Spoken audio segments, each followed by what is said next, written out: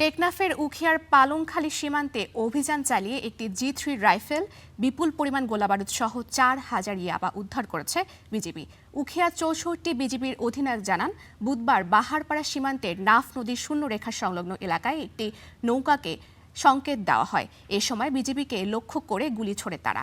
বিজিবিও পাল্টা গুলি চালায়। পরে নৌকা ফেলে মিয়ানমারের দিকে পালিয়ে যায় চক্রটি। নৌকায় তল্লাশি চালিয়ে অস্ত্র, গোলাবারুদ ও ইয়াবাসহ বিভিন্ন সামগ্রী জব্দ করা হয়। সীমান্তে বিজিবির টহল ও নজরদারি বাড়ানো হয়েছে।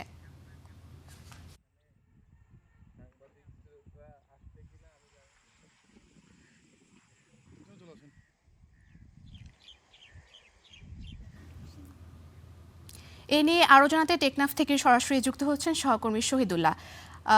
শহীদ, কারা এই অস্ত্রগুলি এনেছিল এবং সেই সাথে সীমান্তে বর্তমানে কি অবস্থা দেখছেন, বিস্তারিত জানাবেন। ফারিয়া, টেকনাফ এবং উখিয়া যে সীমান্ত রয়েছে সেই সীমান্ততে বিজিবি টহল জোরদার করা হয়েছে। গতকালকে যে আমরা বিজিবির পক্ষ থেকে যে তথ্য পেয়েছি, গতকালকে মিয়ানমার সশস্ত্র বিভিন্ন গোষ্ঠী যারা রয়েছেন তারা বাংলাদেশে অস্ত্র সহ ঢোকা অনুপ্রবেশ করবে, সেই তথ্য পাওয়ার পরে বিজিবি সীমান্ত এলাকায় অবস্থান নেওয়ার পরে বিজিবি যারা সশস্ত্র গোষ্ঠী রয়েছে তারা বাংলাদেশ সীমান্ত পৌঁছে গেছে। সাথে সাথে বিজিবি তাদেরকে চ্যালেঞ্জ করে তাদের সাথে দুই পক্ষের মধ্যে গোলাগুলি হয়।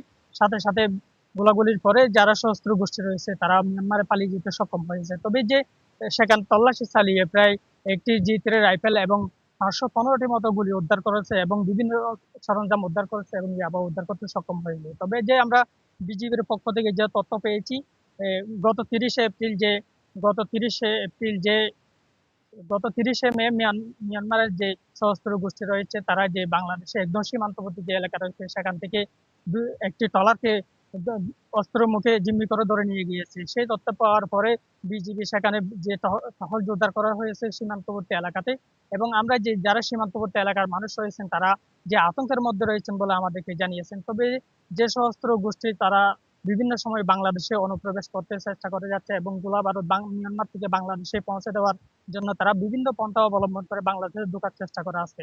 তবে যে বিজিবি উখিয়া এবং টেকনাফের যে বিজিবিরা দায়িত্ব রয়েছেন সীমান্তবর্তী এলাকাতে তারা তারা যে এখানে টহল জোরদার রেখেছে এবং যারা যেন সীমান্তবর্তী যারা রয়েছেন তারা আতঙ্কের মধ্যে না থাকেন সেই বিষয়ে তারা টহল জোরদার রেখেছে বলে আমাদেরকে জানিয়েছেন। এই ছিল আমার কাছে টেকনাফ সীমান্ত থেকে সবশেষ।